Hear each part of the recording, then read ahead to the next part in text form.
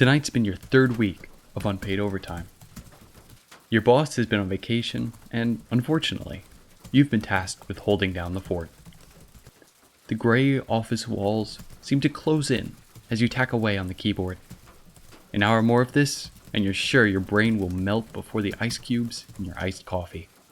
As your mind slowly liquefies itself, you start thinking about that idea you keep coming back to. You know the one. It's something new and original that will change the way we live. As you mull it over in your head, and it finally begins to take shape, you realize you have an invention, but no idea where to start. What are you to do? By now, most of you know the drill, but for those of you who don't, I'm your host, Frank Lipinski, and this is The Primary Source. Here, I try to find new and different ways for you to build your career. This might mean learning more about how to do research in a lab, or how to bring out a new side of your art.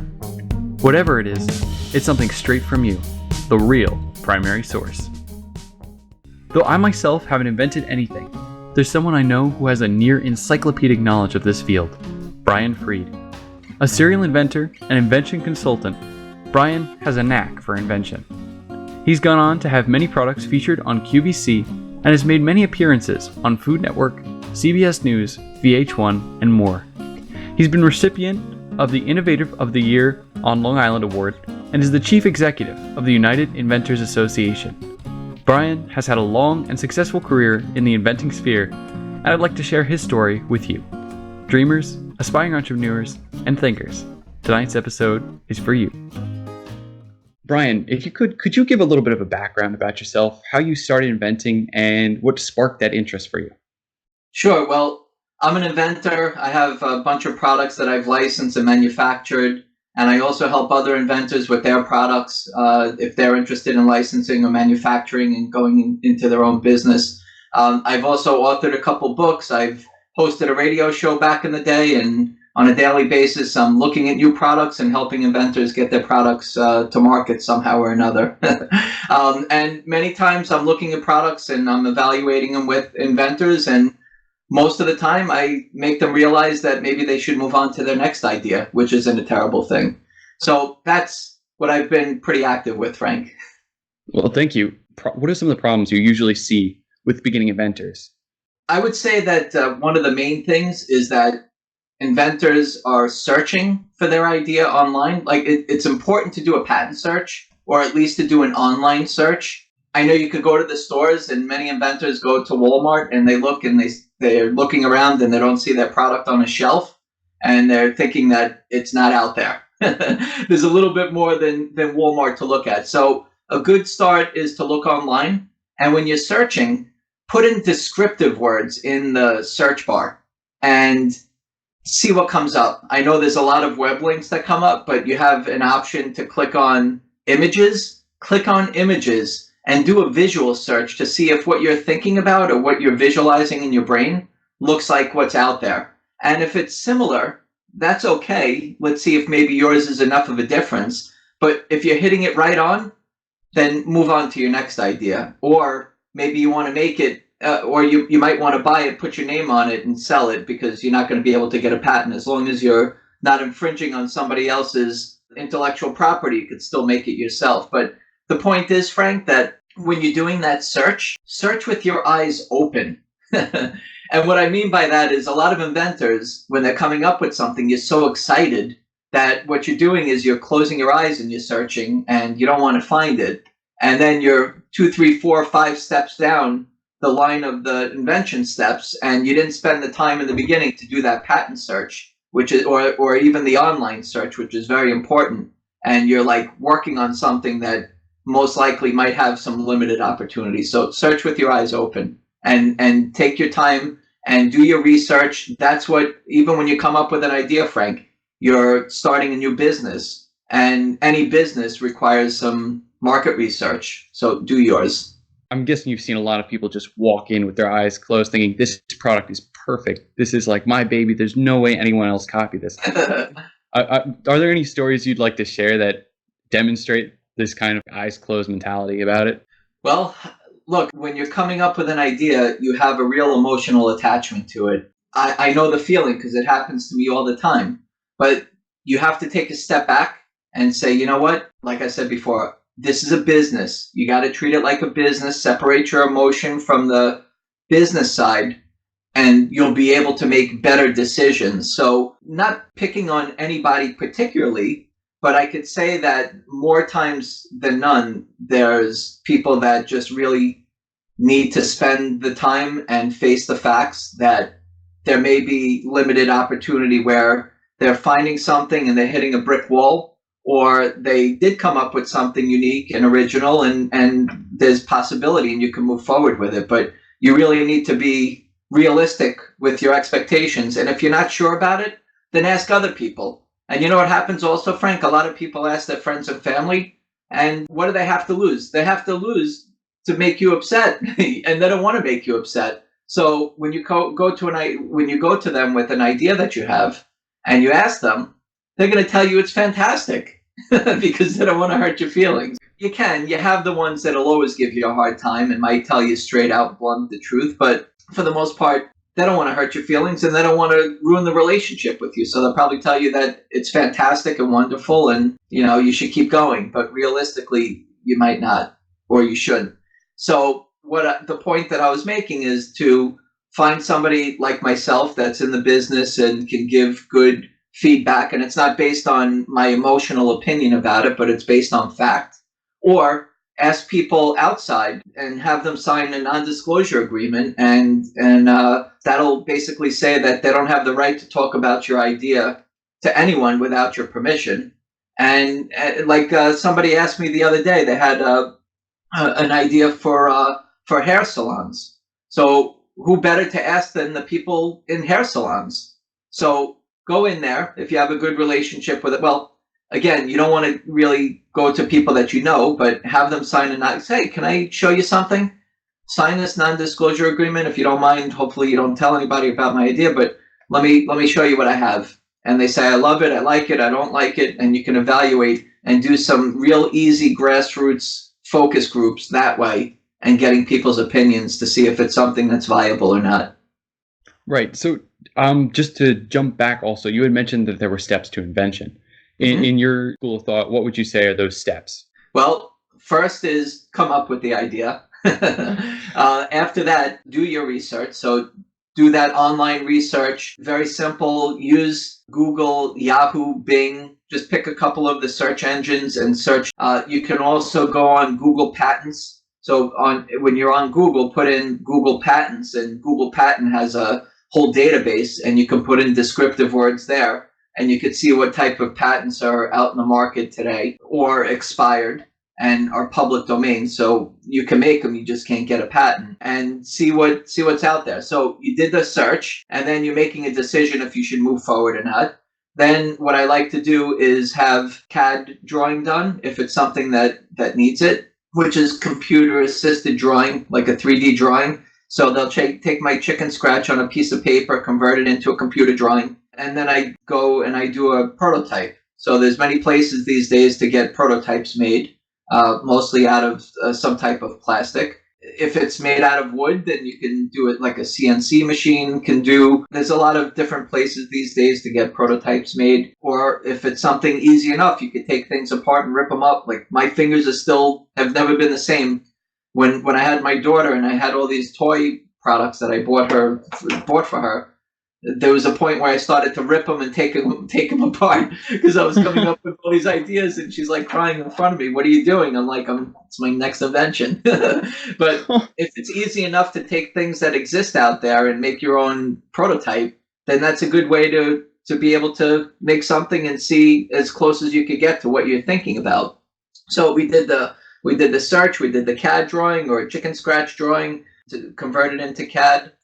Then we made a prototype. Then at this point, I'm getting as close as I can, and now I have to make a decision if I want to manufacture it or if I want to license it to earn royalties. So before I do that and start to get out there a little bit more in the public, I'll file what's called a provisional patent application. And that'll give me a right for 1 year to say that my idea is patent pending while I'm exploring the opportunity in the market. If it's just a design patent, and it's just ornamental, then I would just file a design patent right away. But that provisional patent application is something eventually that you're going to add claims to, and that's a utility, more like the how it works and how it looks and all that stuff included in that non-provisional patent application that you would file before that year is done of the provisional.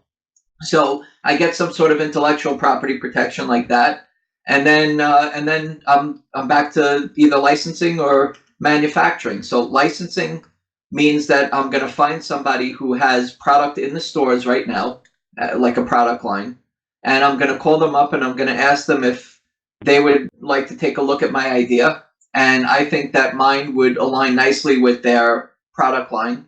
And if they accept it, then they're going to rent the rights to my intellectual property.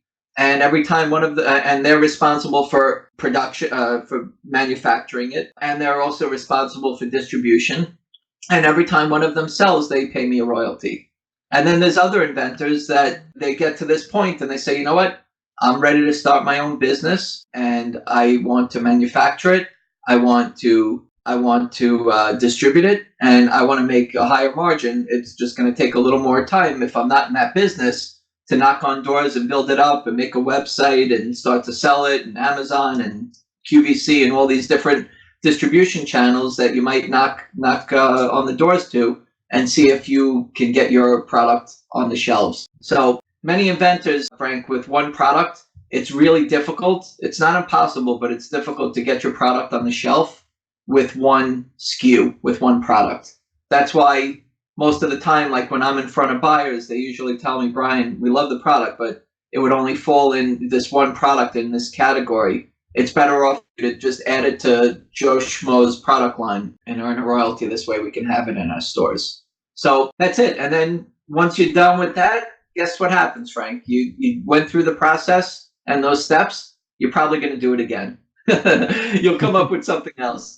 In your experience, have you found it to be more spiritually satisfying or personally satisfying to pursue licensing or to pursue making your product yourself? Well, I was just on the phone with an inventor before. He has a really great product, and I've been trying to license it for a little while now.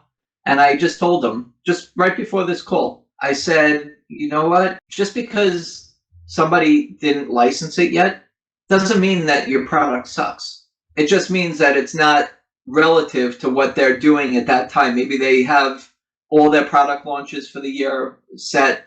Maybe it just doesn't exactly align with the products that they have this moment. It's just timing, I find, is sometimes challenging. So inventors have to make that decision. Like, there's going to be a point where you want to see your baby alive and come to life and be able to sell it and have other people use it for the reason you came up with it. So you could try.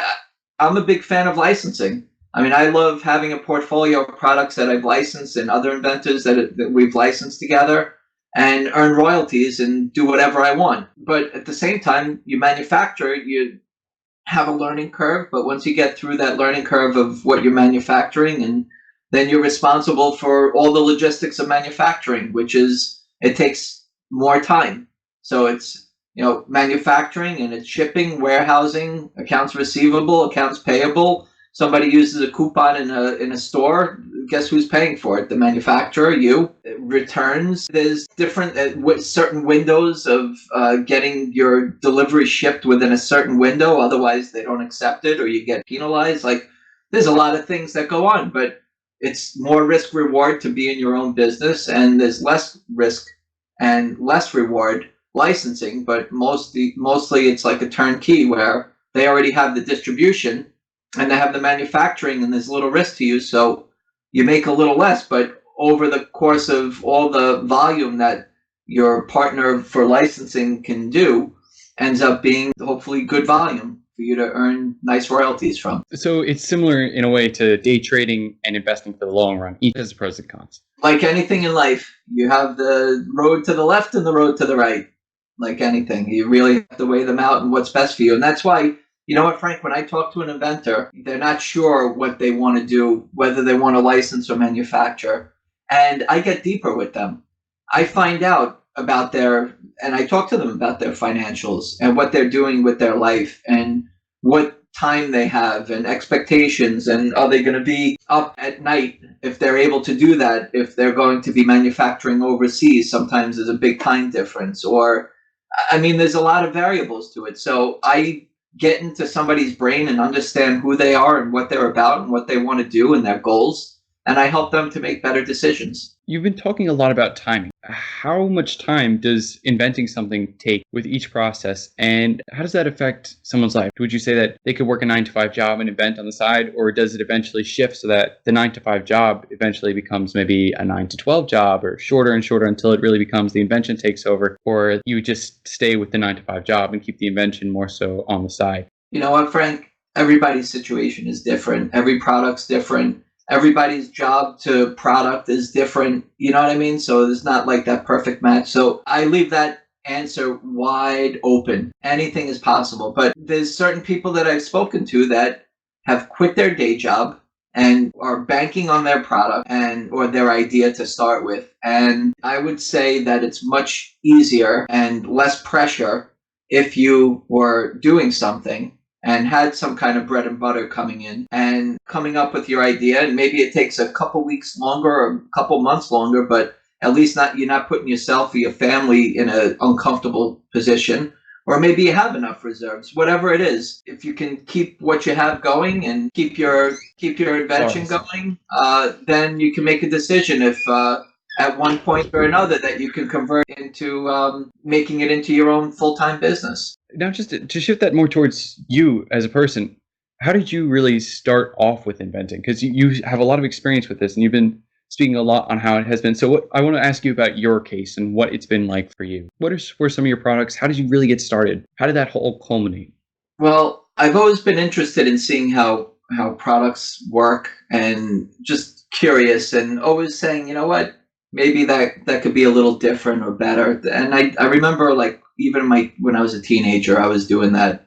And then as I started to get older, I started to get active, on the computers and everything else. And I started to come up with ideas for like keyboards. And then I was living by myself, and I started to realize that there's certain things like I was kind of like into anti-germ type of products, antimicrobial type of products and things like that. And not that I'm a scientist, but it was a little bit learning about ions and everything else was a little over my head. But I started to realize certain things. And as a marketing person, I started to look at things as from other people's perspective. So then I got married, and I started to realize, and then I was living with somebody and my wife, and I started to realize things that she was doing could be done a little bit differently. And I just started coming up. It was weird because I started to come up with all these kitchen gadgets, and a lot of my kitchen gadgets are have been licensed, or I manufactured them, and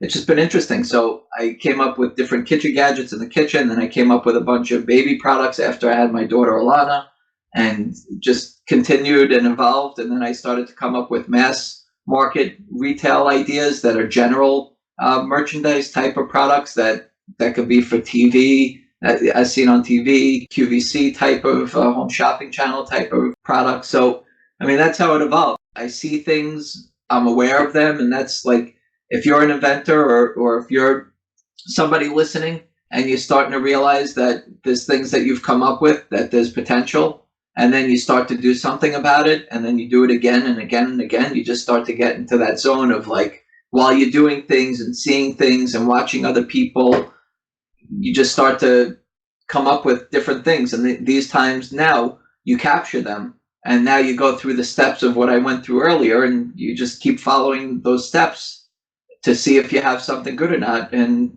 just keep going, or make a decision that it's something that you should move on to your next idea, and that's not the one. As you've been designing these products you've made and going through the process, kind of failing forward, so to speak, were there any technical skills or any just skills in general that you would say really make or break an inventor? Well, I haven't told anybody this, but I can't draw. I'm not an engineer. I don't know about materials and all that stuff when I first started. I just count on smart people, and I find the right people to help me. And that's really important.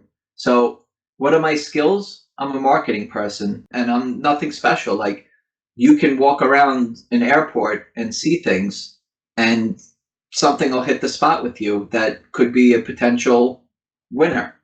You know what I mean? So what am I really? I'm aware of what's going on around me all the time. When I come up with something, I know what to do. When I need something, I find the right people to help me. And I've made many mistakes along the way. And I've dealt with people that I probably shouldn't have, but I learned my lessons. And that's why I spent time doing what I do with you, Frank, and being able to get the message out there that if I could do it, you could do it. I'm nothing special to do it. And if you have the right resources to be able to help you get there, then that's half the battle. With your foresight that you've built over many years of experience, this is also, I feel, allowed you to build a fantastic inventing help agency with Inventor Smart. And could you describe to me about that service and how it really helps people who maybe are more on the technical side of things, who don't really have your vision, how your experience can help them? Sure. Well, I mean, I have my own personal website, brianfried.com. And that's really about the consulting. So before you need any services per se, it's always good to find out and make it really have like a heart to heart, like eye to eye decision or conversation to be able to help you make that decision. Because so many people are so gung ho about going through their invention and that it's nothing else out there like it. And then all of a sudden, I show them their product in 2 seconds from doing a simple patent search, and boom, that's it. I mean, they start getting upset, they're crying, they've been working on it for 5 years and it took me 2 seconds to find it. So I think that's really important to be able to understand, like almost to have that first session. And then after that, start to go into that's why I put Inventor Smart together. And that's all the services. So if you need a patent search done, if you need any intellectual property filings done, like a patent, I have my team that does that, 3D drawing, prototyping, product design, engineers. Just sometimes people will have something very simple that they don't need to spend money on an engineer. All they need is a product designer. So I really, like, when I'm going through these steps and different services with the Inventor, I know what should be next. They might not, or maybe they would, but maybe they could have got there a little easier. And that's what I try to do. So my team, that's IP people, intellectual property people, engineers, product designers, prototypers, PR people, web designers, just all the way through whatever you need. I have my team, and basically they give people great service. They give people great pricing, and you have me watching every step of the way. So it's an extension of what I've been doing from the consulting Inventors. You really are stressing this interpersonal connection. Would you say that for you, the interpersonal side is something that's very important to making a product? Like if you're working with someone in your position who consults people on how they create their products, would you say that interpersonal connection is really one of the key parts of making sure a product succeeds? I've been thinking about just making almost like an automated system because it's a lot of things that are the same that I say over and over again. But you know what? People feel like it's their it's like their baby. And before they let go or before they share their baby, they really need to feel comfortable with somebody. So I think that it's really important to just have that conversation because people want to talk about it and they want to get people's feedback and opinion instead of just reading something online that's generic. So I think it's important. Just like I said earlier, I get to really know somebody and understand them, and then I understand their product, or I understand their product and I understand them. But at the end of the day, what's best for them? And that's what I do with the interpersonal side of things. You've been on both sides now. You've been an inventor and a consultant. What would you say are the different pros and cons of each position as someone moves through an invention? The pros and cons are the pros are finding the right people to help you and get you through those steps and be able to be there by your side.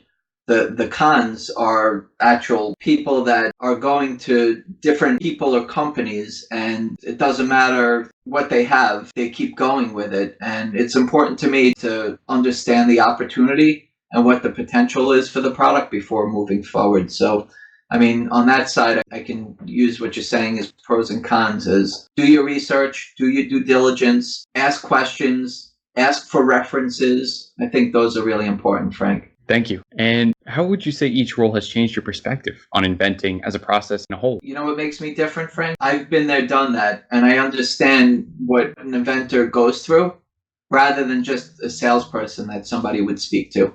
Or, going through and talking to an engineer directly or whatever it is. Like you have somebody that can help you and guide you and speak on your behalf or with you. I think that really helps. So me as an inventor, I can relate to the inventor. And that's, I think, what makes me different than anyone else out there. Understanding that kind of role that you have a lot of experience probably working with community groups as well as just resources for inventors to use. Are there any resources or groups you could recommend to someone? Well, I'm the executive director of the United Inventors Association, which is a non-for-profit 501c3 that's a spinoff from the U.S. Patent and Trademark Office many years ago. And we are all for education and educating inventors. And we're responsible for many of the inventors areas at major trade shows and blogs and videos and articles and just a board of many high profile type of people that really are all for helping inventors, which is really great. So uiausa.org is that website. I also have my inventors group, which is Long Island Inventors and Entrepreneurs. And that is a Long Island group that I started it over 13 years ago, and I merged Nassau and Suffolk together to make this Long Island Inventors and Entrepreneurs Club. But that's been great. If you're listening and you're on Long Island, longislandinventorsclub.com is that website. You can find other inventors clubs in your area. You could go to uspto.gov, which is the U.S. Patent and Trademark Office website, and you can look up inventors groups on there, and you can find one in your area. You can call me or connect with me, and I'm happy to connect you up with an inventors club in your area. Just recently started one in Queens, which is in New York, but for the most part, there's many inventors groups around the country, so that's great. USPTO.gov that I mentioned is a great resource for inventors. They have inventor resource area on there that can help you also, but you're more than welcome to go to my InventorSmart.com website also, and under media, there's articles, there's my radio show interviews. I have like 150 plus interviews that I've done over the years as a host of Got Invention Radio, which I started in 2009. So there's plenty of resources out there. Find the right ones, learn from them, take a little bit from each of those type of things, and become the next millionaire inventor. And I think there definitely will be some listeners who will achieve that level of success. And I'd also like to ask, are there any books you recommend reading on invention, the invention process? Maybe ones that cover the whole broad spectrum of what invention is, maybe from start to finish, or maybe just a certain aspect of it, like any you've read that really have helped you fully understand the process, or maybe ones that you've created. Actually, I have to be an advocate of my own. So I have 2 books that I've actually written, and I've read them. So I could say that they're good. And I think they're really helpful. Like the first one is called You and Your Big Ideas. And the second one is Inventing Secrets Revealed. They're both on Amazon, or you could go to any bookstore and order them. So You and Your Big Ideas was in 2008. And then Inventing Secrets Revealed was in 2016. And I have a third book coming out now. You and Your Big Ideas, it's all about you and going through it. And then Inventing Secrets Revealed is a little bit deeper, and it's tips and tricks. It's basically like an adventure, but you can relate your invention to the different parts of the book that I go through to help you decide if you should continue and to help you through the steps. And this third book you're writing, is that a continuation of this sort of series, so to speak, of books you're writing? I made one, like those are 140 pages roughly average, and this one is much less. I made it down to a slim, maybe 20, 30 pages. I'm still editing, but it's going to be quick, right to the point, quick read. A lot of people, their attention spans have diminished, so does my book pages. Make it easier for people to get through it and get what they need. Got to serve the market. Are there any books maybe that you haven't written that you might want to recommend as well? No. Sounds good. No.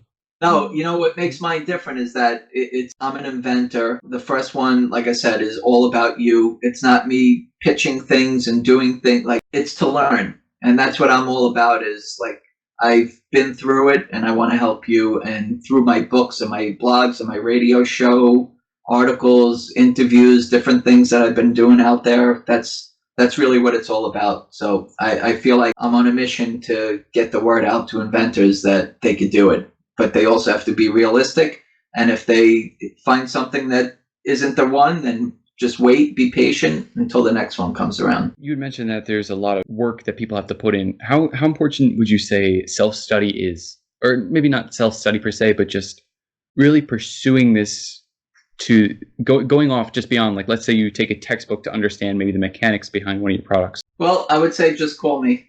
I mean, you can read textbooks, you can do all that stuff, but I went through it and I called and spoke to people and interviewed people and everything else, and I got a chance to really learn from great people that I've taken bits and pieces from them and made me who I am and be able to share that information with you. So you can spend the time and do all that, and it might take a little bit longer. That's fine, and you can learn just like anything else. But the great thing is that we're open to opportunity out there and we're open to information. So you find the right person after you've done your due diligence and research, or a company that you feel might be the right candidate, then just help you expedite your steps and be able to get you where you need to a little bit quicker. To close tonight's show, I have one more question for you, Brian.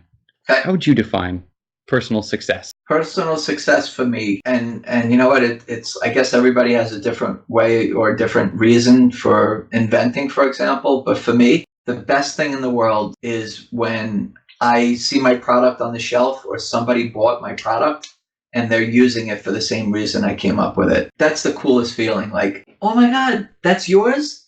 I have that. Like, I've seen it a ton, like, it's so cool. Or when I was on QVC for many years, like people would be like, oh, I saw you on TV. I saw you with your product. I have your product. I love it. That's awesome. I know the patent's cool. Some people hang them up on the wall. I mean, I love my patents.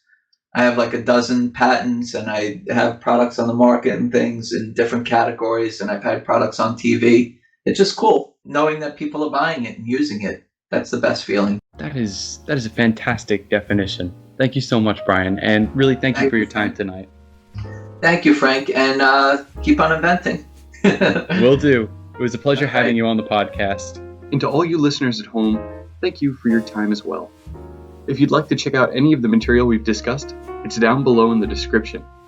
I'd also like to mention that if you enjoyed listening to my podcast, I can assure you that you'll enjoy Brian's Got Invention Radio. Focusing on interviewing successful inventors, Got Invention Radio is a fantastic place to continue from this episode, and includes guests such as Lori Grenier from Shark Tank, the inventor of the cell phone, multiple representatives from the U.S. Patent and Trademark Office, and more. Finally, if you could, please like, subscribe, and share this video with your family and friends. I'd love to build a community with you guys, and it starts right here. Have a wonderful night, and thanks for tuning in.